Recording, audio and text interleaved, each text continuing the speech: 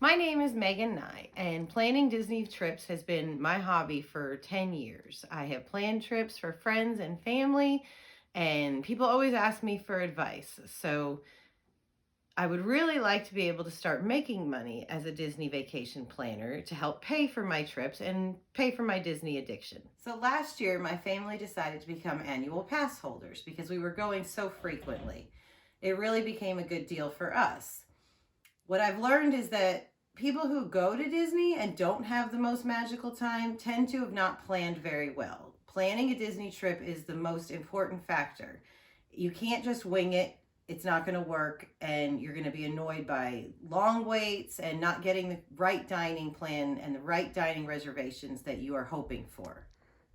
The Disney dining plan allows for a more stress-free vacation. Prepaying for your dining, it makes it so much easier when you're there with kids, when you're there not wanting to carry money around. It's all based on credits, and those are all linked to your Magic Band. Anybody who hasn't planned well and goes to Chef Mickey for breakfast, and 4 people later, an hour later, they've got a $200 bill without gratuity, it's going to dampen their vacation, and that's not the way a Disney vacation should be. So there are 3 different dining options if you want to be on the dining plan. The first one is the quick service plan. It includes 2 quick service meals, including drink, the refillable mug, which is $19.99 if you're not on the dining plan, so it's a really good deal, and 2 snack credits. The second phase is the Disney dining plan, which is 1 quick service meal, 1 table service meal, including drink, 2 snack credits, and the refillable mug.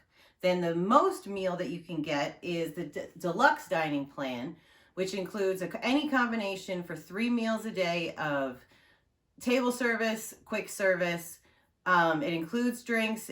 They have 2 snack credits and the refillable mug. So picking which dining plan for a certain family completely depends on the family's needs.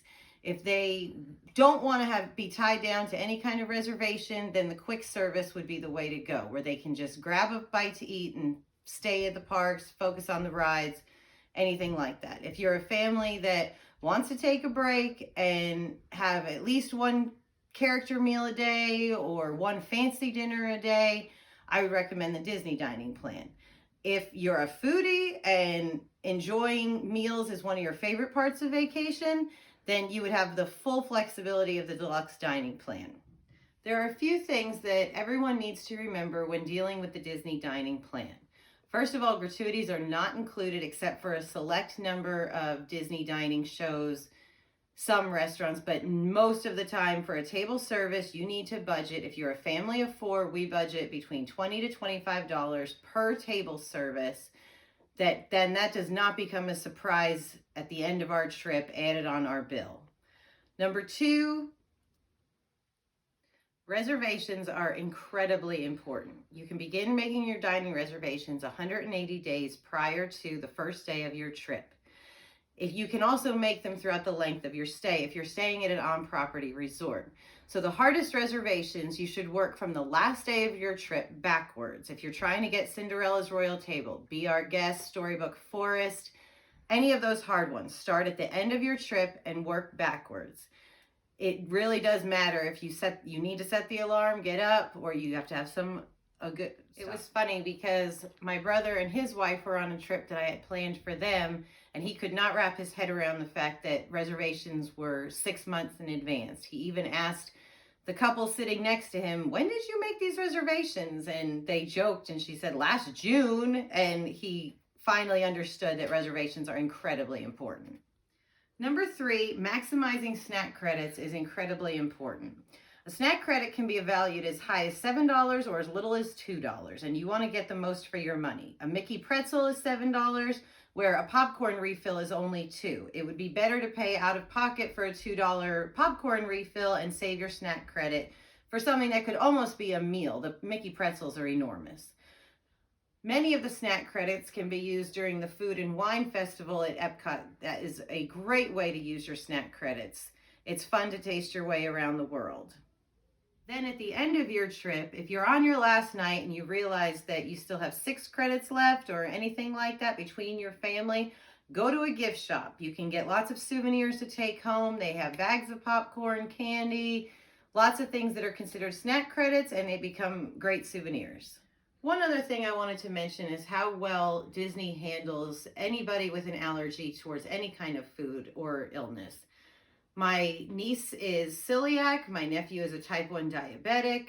My aunt went on a trip with us who is gluten free. There has never been an issue when dealing with the chefs and the food people at Disney. It was awesome because we were at Mickey's Not So Scary Halloween party and they had an entire area devoted to allergy friendly snacks, and it helped the kids who had any kind of issue not feel left out. So anybody with an allergy, Disney is the place to go. Lastly, if you are going to be dining at any of the reservations at resorts or on property, allow for 1 hour travel time. It's just a safe way to go. I hope I was able to answer some of your questions. My family has tried our vacations both ways. We have been on the dining plan and we have not. I would absolutely recommend taking the advantage of the dining plan. It's just the easiest, most stress-free way to go. I know that for many people, Disney is a once-in-a-lifetime vacation. You save for years, and I just hope that everyone can have the experience that myself and my family have had, because it's our favorite place in the whole world. So thank you and have a magical day.